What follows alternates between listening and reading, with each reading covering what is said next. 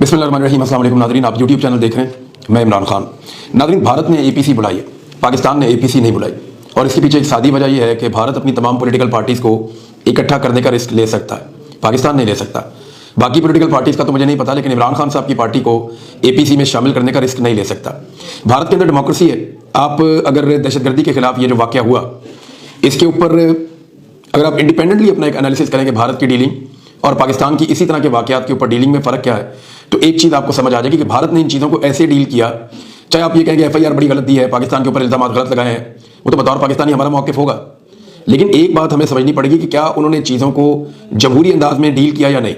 देखिए, उनकी जब नेशनल सिक्योरिटी कमेटी जैसे हमारी है, उनकी कमेटी बैठती है तो उसके अंदर एक भी फौजी नहीं बैठता, सिविलियन बैठते हैं, वो फैसला करते हैं, वो हमसे ज़्यादा जमहूरी है।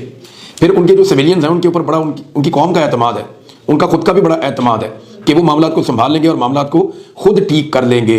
वजह यह है कि वहाँ पे मिलिट्री की मुदाखलत नहीं है। पाकिस्तान में जो है वो इमरान खान साहब की पार्टी की वजह से ऑल पार्टीज कॉन्फ्रेंस नहीं बुलाई जा रही, और उसके पीछे रीज़न ये है कि इतना जुल्म जबर और फसायत की गई है, इतने घटिया किस्म के मुकदमात दर्ज किए गए हैं कि अब उनका सामना नहीं किया जा सकता। जो कुछ भी इस मुल्क की एस्टेब्लिशमेंट ने इस मुल्क की एक पोलिटिकल पार्टी के साथ किया, इंडिया ने, देखिए वहाँ पे नरेंद्र मोदी की जुल्म और ज्यादती की बहुत सारी मिसालें हैं, लेकिन एक बात याद रखिएगा, वो अपने सियासी मुखालिफिन को इस तरह नहीं कुचलते जैसे पाकिस्तान में किया गया। इद्दत जैसे घटिया केसेस तो उन्होंने बनाए नहीं। अच्छा, ये चीज़ें सियासतदान कभी भी एक दूसरे के खिलाफ नहीं करते, ये चीज़ें गैर सियासी कुव्वतें एक दूसरे के खिलाफ करती हैं।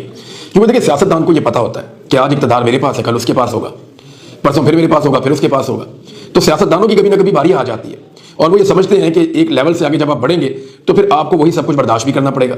एस्टेब्लिशमेंट को ये लगता है कि उनके पास हमेशा इक़्तिदार रहता है, हुकूमत किसी की भी हो, उनके पास इक़्तिदार रहता है, तो जिसको दिल करे मारे, जिसको दिल करे उसको तकलीफ दें। अब इस वक्त जो एस्टेब्लिशमेंट के चाहते हैं, उन्होंने किसी किस्म की कोई मजम्मत नरेंद्र मोदी की या भारत की नहीं की है। वो इमरान खान ही था जो कर रहा था खुलकर। यानी जब इमरान खान साहब का टाइम था तो बहुत सारे लोग कहते थे कि इतना फ्रंट फुट पे नहीं जाना चाहिए। उस वक्त मीडिया कहता था कि इमरान खान शायद जंगी जुनून में मुब्तला है, वो ऐसी बातें कहते थे उस वक्त। और आज मीडिया गैरत दिला रहा है बार बार शरीफ खानदान को कि बोलो, कोई एक लफ्ज बोलो मुंह से। नवाज शरीफ की मिन्नतें कर दी मीडिया ने, आवाजें लगाते रहे, उन्हें बार बार कहते रहे कि मियाँ साहब इंडिया पाकिस्तान का पानी बंद कर रहा है, मियाँ साहब इंडिया पाकिस्तान को धमकियां दे रहा है। मियाँ साहब ने टस से मस नहीं हुए, मियाँ साहब ने कोई जवाब नहीं दिया।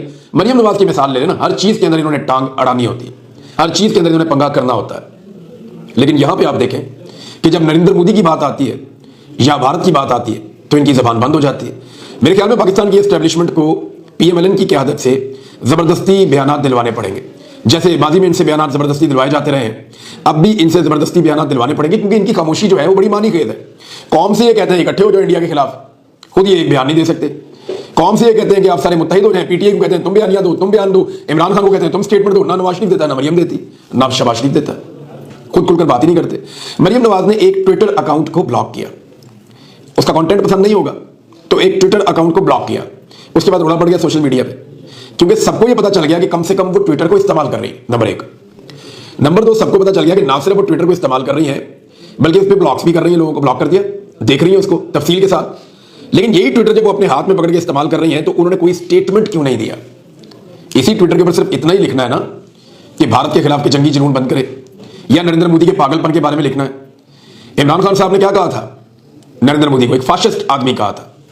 इमरान खान साहब ने दीवार के साथ लगा दिया था मोदी साहब को आलमी सतह पे, और पूरी दुनिया में ये बात मशहूर हो गई थी, लेकिन ये खानदान नहीं करेगा। अब इस वक्त ख्वाजा आसिफ साहब ने जो स्टेटमेंट दिया, वो स्टेटमेंट पाकिस्तान के गले पड़ गया। भारतीय मीडिया ख्वाजा आसिफ का ये स्टेटमेंट इस्तेमाल कर रहा है कि हमने दहशतगर्दों की माली मावनत, उनकी ट्रेनिंग और उनकी हौसला अफजाई का जो गुनाह हमने किया है या जुर्म हमने किया है, वो अपने मगरबी ममालिक अमेरिका और यूरोप और बरतानिया वगैरह के कहने के ऊपर हमने किया है। ख्वाजा आसिफ ने यह कहा कि ये गंदा काम हमने आपके कहने पर किया और हम खुद फंसे हुए। अब ख्वाजा आसिफ साहब बजाय अपने बयान पर माफी मांगने के उसकी जस्टिफिकेशन दे रहे हैं कि उसामा बिन लादेन को पाकिस्तान कौन लाया था, किसने उसको पनाह दी हुई थी, कौन जो है वो ये करता। पाकिस्तान की मिलिट्री एस्टेब्लिशमेंट तो इन चीजों को डिनाई करती है, वो तो कहते हैं हमने ये किया ही नहीं। और पाकिस्तान का वज़ीर दिफा कहता है नहीं, ये झूठ बोलते हैं, ये आर्मी, इनके आर्मी चीफ ये सारे झूठ बोलते हैं, ये फ्रॉड कर रहे हैं कौम के साथ। अब पहले आपस में तो एका कर लो ना, पता चले कि ख्वाजा आसिफ सच बोल रहे हैं या पाकिस्तान की फौज की क़यादत सच बोल रही है। लेकिन मेरा एक सवाल है कि इन दोनों में जो भी सच्चा है जो भी झूठा है, इन दोनों की हरकतों का नुकसान पाकिस्तान को हो रहा है। पाकिस्तान को नुकसान क्या हो रहा है कि इमेज हमारा खराब होता है, फैसले तुम करते हो बंद कमरों के अंदर गलीज तरीन और घटिया तरीन फैसले, और नुकसान मेरी कौम उठाती है। पूरी दुनिया में जवाब जो है वो पाकिस्तानियों को देना पड़ता है, फेस पाकिस्तानियों को करना पड़ता है। आप फैसला कर लें तो ये जहादी हीरो है, आप फैसला कर दें, यानी डॉलर जिस तरफ से मिले ना, एक दफा डॉलर आए और डॉलर देने वाले ने कहा कि ये जहादी है, ये इनकलाब लेकर आएंगे। अगली दफा डॉलर आए और डॉलर देने वाले ने कहा नहीं, अब ये जहादी नहीं है, अब ये फसादी है और ये दहशतगर्द है, इनको मारो। अब कल को भी डॉलर लेके आ जाएगा और वो ये कहेगा जनाब ये और ये, तो क्या हम डॉलरों के मुताबिक चले? ख्वाजा आसिफ ये भी बताए ना कि मगरिब के लिए आप इस्तेमाल हुए तो क्यों हुए? आपने उसके बदले में डॉलर वसूल किए। पता करें वो कौन कौन है जो आज अरबपति बन गया है। पता करें वो कौन कौन है जिनके बच्चों ने जिंदगी में कभी कोई काम नहीं किया, उनके माँ बाप का कोई ऐसा रिकॉर्ड भी नहीं है और उनकी बहुत बड़ी बड़ी मिलें हैं पाकिस्तान में, फैक्ट्री उनकी पाकिस्तान में। इतना अरबों रुपया कहां से बन गया? ये तो सरकारी मुलाजमों के बच्चे थे, मिलिट्री एस्टेब्लिशमेंट के लोग थे जिन्होंने फैसले किए थे। तो पाकिस्तान में ये सारी चीजें हुई हैं, लेकिन पाकिस्तान इसके लिए रिस्पॉन्सिबल नहीं है। जो लोग इसके लिए जिम्मेदार हैं उनको फिक्स किया जाए, ये तो तरीका हो सकता है। लेकिन ख्वाजा आसिफ ने बयान दे दिया तो भारतीय मीडिया ख्वाजा आसिफ के बयान को एतराफे जुर्म के तौर पर इस्तेमाल करे। वो ये कह रहे हैं एतराफे जुर्म कर दिया ख्वाजा आसिफ ने कि जनाब ठीक है हम दहशतगर्द पालते हैं, ठीक है हम दहशतगर्दी करवाते हैं, ठीक है हम उनकी फंडिंग और ट्रेनिंग करते हैं। अब ये ख्वाजा आसिफ साहब ने खुद स्टेटमेंट देके उसका एतराफ कर दिया। भारतीय मीडिया और आर्मी मीडिया उसको पाकिस्तान के खिलाफ इस्तेमाल कर रहा है। ऐसी एक बोंगी मारी थी ख्वाजा आसिफ साहब ने फेटअप के मामले में चंद साल पहले, तो पाकिस्तान का नाम फेटअप की ग्रे लिस्ट में चला गया था। अभी बहुत सारे लोग वो पुरानी चीजें जो ख्वाजा आसिफ साहब कहते रहे और करते रहे वो सारी निकालकर वायरल कर रहे थे। इसी तरह मियां नवाज शरीफ साहब का एक बयान था अजमल कसाब पे मुंबई अटैक्स के बाद, उस पर मियां नवाज शरीफ साहब ने जो स्टेटमेंट दिया था उसको भारत ने बहुत इस्तेमाल किया, हर जगह पे इस्तेमाल किया, हर फोरम पे इस्तेमाल किया कि पाकिस्तान के वजीर आजम ने खुद तस्लीम किया है कि हमने ये दहशतगर्दी भारत में करवाई है।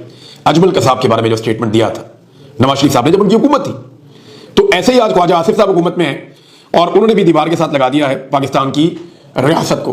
अब मामला यह है, मजे की बात यह है कि जो रियासत को सो कॉल्ड चलाने वाले ताकतवर लोग हैं या एस्टेब्लिशमेंट है, वो खुद इनको फार्म 47 पे जाली पे लाए हुए हैं।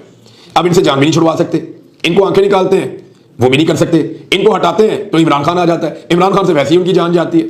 यानी उन्हें ये पता है कि अगर इमरान खान आ गया तो ये जो कई दहाइयों से उनकी एक अजारादारी कायम है पाकिस्तान में, वो अजारादारी फिर उस तरह कायम नहीं रह पाएगी। लिहाजा अगर अपनी अजारादारी बचानी है तो इस तरह के जोकर्स को बर्दाश्त करना पड़ेगा और इनके स्टेटमेंट्स को भी बर्दाश्त करना पड़ेगा। बहरहाल ये मामला चल रहा है नाज़रीन, माजी में भी गैर जिम्मेदार स्टेटमेंट्स आते रहे हैं, अब फिर गैर जिम्मेदार स्टेटमेंट्स आ रहे हैं, लेकिन एक स्टेटमेंट एक बड़े इंपॉर्टेंट आदमी का आया है और ये बंदा है भारतीय वजीर बराए आबी वसाइल। यानी जैसे पाकिस्तान के अंदर आबी वसाइल का, दरियाओं का, नहरों का ये पूरा एक सिस्टम होता है, तो जो आबी वसाइल हैं या पानी के जो वसाइल हैं उनका एक वजीर है भारत का, ये बहुत इंपॉर्टेंट वजीर है, इसका नाम है जी CR पाटिल। इसने अब एक स्टेटमेंट दिया है और इसके स्टेटमेंट के मुताबिक जो इसने बात कही वो बड़ी अलार्मिंग है, क्योंकि अब ड्यूटी इसकी लगेगी ना, अगला काम इसने करना है। ये ऐसे नहीं होता कि पाकिस्तान में जैसे एस्टेब्लिशमेंट की ड्यूटी लगाती है, एस्टेब्लिशमेंट की लगती है, वो खुद ही फैसले करते हैं, अपने बंदों के जरिए से इंप्लीमेंट करते हैं। वो इंडिया ऐसे नहीं है। इंडिया में जो वजीर दिफा है उसने दिफा का काम करना है, जो दाखिला का वजीर है उसने दाखिला का काम करना है, जो खारजा का वजीर है उसने अपने महाज पे काम करना है, जो आबी वसाइल का वजीर है उसकी ड्यूटी लगेगी जनाब हमने उनका पानी रोकने के लिए सिंध-तास मुआहिदा खत्म कर दिया, बनाओ प्लानिंग। अब उसने जो स्टेटमेंट दिया वो इस वक्त इंपॉर्टेंट है। भारतीय वजीर बराए आबी वसाइल ये CR पाटिल, उन्होंने कहा जी भारत यकीनी बना रहा है, बनाएगा नहीं। ये स्टेटमेंट में आपने गौर कर रहा है, वो ये नहीं कह रहा कि बनाएगा, भारत यकीनी बना रहा है इस वक्त जब मैं आपसे बात कर रहा हूं कि पाकिस्तान को पानी का एक कतरा भी ना मिल सके। और इसके लिए उन्होंने कहा जी कि हम 3 तरह की हिकमत अमली या 3 तरह का मनसूबा बनाएंगे। एक, हम मनसूबा बनाएंगे कलील मुद्दत का, 2 दरमियानी मुद्दत का, 3 तवील मुद्दत का।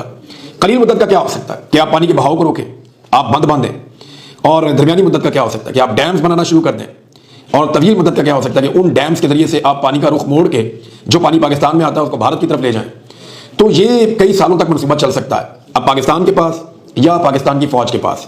नाज़रीन मैं सच आपको बताऊं तो और कोई रास्ता नहीं बचा कि भारत को इस हठधर्मी से रोके। अगर वो नहीं रुकता तो आपको डैम तोड़ने पड़ेंगे, आपको अटैक करना पड़ेगा, कोई और रास्ता है नहीं। बहुत सारे लोगों से मेरी बात हुई, ये मैं अपने से नहीं कह रहा, मैं कोई डिफेंस एनालिस्ट नहीं हूं, मेरा इस फील्ड के अंदर कोई तजुर्बा नहीं है, लेकिन जितने तजुर्बाकार लोग हैं जिनसे मैंने बात की है उनका ये मानना है कि पाकिस्तान के पास कोई ऑप्शन नहीं बचेगा। दुनिया भारत की बात मानेगी, पाकिस्तान की नहीं मानेगी। ताकत के अंदर भारत ज्यादा, उसको एक जोम भी है, उसके पास बहुत सारे वसाइल हैं, बहुत सारा बजट है, वो पानी का रुख मोड़ने के लिए पैसा भी मुहैया कर सकता है।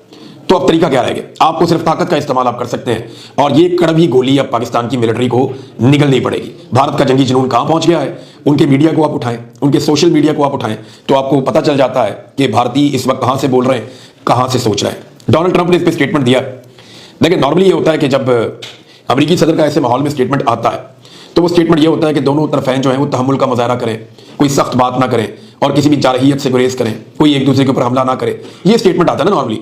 हाँ, ये वाला स्टेटमेंट आया, लेकिन अक़वाम मुत्तहिदा की तरफ से ये एक अपील आई है अक़वाम मुत्तहिदा ने अपील की है कि जनाब तहम्मुल का मुज़ाहरा करें दोनों ममालिक, और कोई ऐसी हरकत ना हो जिससे अमन व अमान को नुकसान हो जाए। तो ये तो है नाज़रीन अक़वाम मुत्तहिदा का स्टेटमेंट। लेकिन अगर आप डोनाल्ड ट्रंप का स्टेटमेंट देखें तो उन्होंने कहा दोनों ममालिक इस कशीदगी को खुद हल करें, और वो किरदार अदा करेंगे या नहीं करेंगे, या बराह रास्त दोनों ममालिक से रब्ता करेंगे या नहीं करेंगे, इस बारे में डोनाल्ड ट्रंप ने खामोशी रखी है। इस बात की उन्होंने तस्दीक नहीं की। उन्होंने कहा तस्दीक नहीं कर सकते कि डोनाल्ड ट्रंप खुद से रब्ता करेंगे या नहीं करेंगे। ये जनाब डोनाल्ड ट्रंप का स्टेटमेंट है। तो डोनाल्ड ट्रंप ने जनाब डाल दिया इंडिया और पाकिस्तान पे। इसका मतलब आप जरा समझें, यानी इंडिया ने कम से कम इतना टाइम मांग लिया डोनाल्ड ट्रंप से कि हम कोई एडवेंचर करने जा रहे हैं, और ये सब लोग दावा कर रहे हैं कि अगले 10 से 15 दिन में कोई ना कोई एडवेंचर भारत करेगा। और ये भारत के अंदर से जो सोर्सेज हैं, वो भारत के अंदर जो डिफेंस एनालिस्ट हैं उनको बता रहे हैं, और वो इस बात को दुनिया के सामने रख रहे हैं। उन्होंने कहा मैं पाकिस्तान और भारत दोनों के करीब हूं। इन दोनों के दरमियान कश्मीर के मसले पर लंबी लड़ाई चल रही है और बहुत सालों से यहाँ कशीदगियां चल रही हैं। बड़ा एग्जैजरेट करके डोनाल्ड ट्रंप ने स्टेटमेंट बोला। उन्होंने कहा वो किसी ना किसी तरह इसे हल कर लेंगे और खुद कोई बराह रास्त रोल प्ले करेंगे। इस पर उन्होंने अभी तक कोई खास बात नहीं की। अब नाज़रीन एक और इसमें सरवर बारी साहब का स्टेटमेंट है, ये बड़ा इंपॉर्टेंट है। सरवर बारी साहब ने जो पाकिस्तान तहरीक इंसाफ के ऊपर बार बार लोग कहते हैं कि इन्हें मजम्मत करनी चाहिए, इन्हें सामने आना चाहिए, वो हुकूमत नहीं अपोजिशन है। जेल में बैठा हुआ आदमी जिससे कोई मिल ही रहा, उसकी मजम्मत कैसे बाहर आ जाए। वो कहते हैं कि जो लोग ये चाहते हैं कि 3 साल से जारी जुल्म और जबर को भुला दें और यकजान होकर इंडिया का मुकाबला इन्हीं जालिमों की क़यादत में करें, उनसे एक मेरा मासूम सवाल है कि जालिम और जाबर से ये क्यों नहीं कहते कि वो मुल्क की खातिर मजलूमों से अपने जुल्म की माफी मांगे, जुल्म बंद करे, सियासी कैदियों को रिहा करे, ताकि मुल्क में यकजहती की पुरएतमाद फिजा पैदा हो, ताकि पूरी कौम मुत्तहिद होकर दुश्मन के अज़ाइम को नाकाम बना सके। ये सरवर बारी साहब का स्टेटमेंट है। दूसरी जानिब नाज़रीन अलीमा खान साहब ने बड़ी कोशिश की है, सलमान अकरम राजा साहब, दीगर तमाम लोग कोशिश कर रहे हैं कि इमरान खान साहब से मुलाकात हो पाए, नहीं हो पा रही। एक बड़ा दिलचस्प सवाल है जो अलीमा खान साहब ने पूछा कायम मकाम chief justice Islamabad high court से कि अगर मेरे साथ जो वकील मौजूद हैं ये तौहीन अदालत करते हैं तो इनके साथ क्या करना चाहिए। तो जज साहब ने कहा इन्हें जेल जाना चाहिए। तो फिर उन्हें भी जेल में भेजे ना जो आपका हुक्म नहीं मानते, ये अलीमा खान साहबा ने कहा। तो जज साहब जो हैं वो कब तक इस चीज़ को बर्दाश्त करेंगे, इसका सामना करेंगे। पूरी अदलिया को शर्मिंदा करवा रहे हैं। ऑर्डर दें और ऑर्डर के ऊपर इंप्लीमेंट करवाएं। ऑर्डर के ऊपर अमल दरामद होगा तभी अदालत की इज्जत बाकी रहेगी, वरना ये तौहीन अदालत है, जितनी मर्जी आप करवा लें। नाज़रीन कुछ लोग जो है वो दावे कर रहे थे कि कई 4 महीने के लिए आलिया हमजा जेल में। देखिए ये कुछ लोग शाह से ज़्यादा शाह के वफादार हैं और एस्टेब्लिशमेंट को उल्टे मशवरे देते हैं, अपनी ख्वाहिश को खबर बनाकर बयान करते हैं कि 4-4 महीने के लिए गई आलिया हमजा जेल में, वो 4 दिन के बाद बाहर आ गई। ऐसे ही लोग जो हैं वो पाकिस्तान के अंदर एक तफरीक पैदा करते चले जा रहे हैं। यानी अब हुबुल वतनी के सर्टिफिकेट बांटे जा रहे हैं। इस बंदे ने ये बात की है ना, ये पाकिस्तान का वफादार नहीं है, उस बंदे ने इस तरह, तो ये पाकिस्तान में 25 करोड़ लोगों को गद्दार बना देंगे। आज पाकिस्तानियों की अक्सरियत इमरान खान के साथ खड़ी है। किसके मुकाबले में? नवाज शरीफ तो नहीं है, जरदारी तो नहीं है, फजल रहमान तो नहीं है। आज पाकिस्तान की अवाम इमरान खान के साथ खड़ी है। किसके मुकाबले में? एस्टेब्लिशमेंट के मुकाबले में। तो एस्टेब्लिशमेंट को यह सोचना होगा ना कि कब तक उन्होंने ये मुखालफत लेनी है। अगर इस तरह आप देखेंगे तो पाकिस्तान की आप 70-80% आबादी को आप बोले सारे ही गद्दार है। अभी जो कुछ अरसा पहले सनाउल्लाह मस्ती खेल साहब ने कहा कि एक सर्वे हुआ है फौज के अंदर और उस सर्वे के मुताबिक 90% से ज्यादा फौजी जो हैं वो इमरान खान साहब को पसंद करते हैं। तो क्या वो भी सारे गद्दार हैं? ये लोगों की ओपिनियन है, ये उनका फैसला है। वो आज इमरान खान को समझते हैं कि अल्लाह ताला ने इस आदमी को भेजा, इससे फायदा उठाओ। ये आदमी जो है इसको अल्लाह ताला ने सलाहियत दी है। अल्लाह ने हम सबको, हमें अल्लाह नहीं भेजा है, हम सब अल्लाह की मखलूक है। जो ड्यूटी वो हमारी लगाता है, हमसे करवा भी लेता है काम। लेकिन अगर अल्लाह रब्बुल इज्जत ने इमरान खान साहब को ये हैसियत दी है, ये समझ बूझ दी है और ये काबिलियत दी है, ये सलाहियत दी है, तो उससे काम ले ले। लेकिन उस आदमी को जेल के अंदर बंद किया हुआ आज वही आदमी है जो पूरी दुनिया में पाकिस्तान का मुकदमा भी लड़ सकता है और पाकिस्तान की कौम को इकट्ठा भी कर सकता है। तो अगर इमरान खान से आपने काम नहीं लेना तो ठीक है, फिर ख्वाजा आसिफ से गुजारा करें। ख्वाजा आसिफ साहब आपके लिए ट्रोल करवाते रहेंगे और आलमी सतह पे आपके ठट्टे उड़वाते रहेंगे। भारत जो है वो ट्विटर के ऊपर बयानियां बना रहा है, पूरी दुनिया में वो ट्वीट करते हैं, उनका बयानिया जाता है, पूरी दुनिया में सर्कुलेट होता है। हमारा ट्विटर नहीं चल रहा पाकिस्तान में, हमने मुकाबला करना है। ये बयानिया का तोड़ ऐसे होगा, कभी भी नहीं होगा। ये एक्चुअली ट्विटर से नहीं डरते, ये डरते इमरान खान से, क्योंकि वहां पे इमरान खान साहब की अक्सरियत है। एक और खबर है नाज़रीन, ये खबर मैंने पहले पढ़ी थी और मैं 4 खबर आपके साथ शेयर करूं। बड़ी इंटरेस्टिंग खबर है और मैंने ये रिजवान गलज़ई साहब जो हमारे दोस्त हैं उनके अकाउंट से इसको पढ़ा था। हमारी जो 3 वाली टीम है उन्होंने इस खबर को शेयर किया था कि जनाब सिंध के अंदर भी अब SIFC ने जमीन मांग ली है। ये डॉक्यूमेंट उन्होंने साथ में शेयर किया और उसमें वो लिखते हैं कि सिंध के जिला उमरकोट में कारपोरेट फार्मिंग के लिए 14,000 एकड़ रकबा हासिल करने का अमल शुरू। ग्रीन कॉर्पोरेट कंपनी ने सिंध हुकूमत को खत लिख दिया। तो नाज़रीन ये इसके ऊपर जो है ये 3 वाली टीम ने जो शो किया मैंने आपके सामने रख दिया, ये लेटर भी आप देख लें। अब वो ये बताते हैं कि जनाब सिंध के अंदर भी कॉर्पोरेट फार्मिंग होगी, यानी सारे काम जो है वो अब SIFC ने करने इस मुल्क में और रिटायर फौजी अफसरान करेंगे। क्या पाकिस्तानियों को कोई काम नहीं करना? सियाहत वहां चली जाती है, मादनियात वहां चली जाती है, अगर फार्मिंग वहां चली जाती है, खेती बाड़ी भी वहां चली जाती है, तो फिर दिफा कहां जाएगा?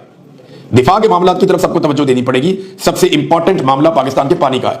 नाज़रीन, नादिया बलोच साहबा ने एक खबर दी है। ये मारक बलोच साहबा की बहन है और इन्होंने दावा किया है कि बलोच यकजहती कमेटी ने भूख हड़ताल कर दी है और उसकी वजह यह है कि उनके साथ जेल में न सिर्फ बदसलूकी की गई बल्कि बदतमीजी की गई और तशद्दुद भी किया गया। एक दिन पहले उन्होंने बताया था कि कितना तशद्दुद हुआ मारंग बलोच पे, बेबो बलोच पे, बाकी लोगों पे। तो अब मोहतरमा मारंग बलोच साहबा जो हैं उन्होंने भूख हड़ताल कर दी है और उनके साथ बलोच यकजहती कमेटी के जो लोग हैं लगभग 100 के करीब लोगों ने भूख हड़ताल की है। ये अब तक की इतला के मुताबिक।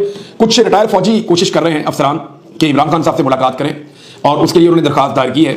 अब कुछ इतलात ये मिली हैं कि ज़रा ये बताते हैं कि ये जो रिटायर फौजी अफसरान हैं ये मिलिट्री एस्टेब्लिशमेंट की ख्वाहिश से इमरान खान साहब से मिलना चाहते हैं और ये चाहते हैं कोई बीच का रास्ता निकाला जाए। क्योंकि देखिए, अगर ये मिलिट्री एस्टेब्लिशमेंट की ख्वाहिश के बगैर मिलते तो फिर इनका क्या हाल होता है ये हम सब अच्छी तरह जानते हैं। वो तो पेंशनें तक बंद कर देते हैं और ज़मीन तंग कर देते हैं ऐसे लोगों पर जो इमरान खान से ताल्लुक भी रखना चाहें। लेकिन अब हालात पहले जैसे रहे नहीं।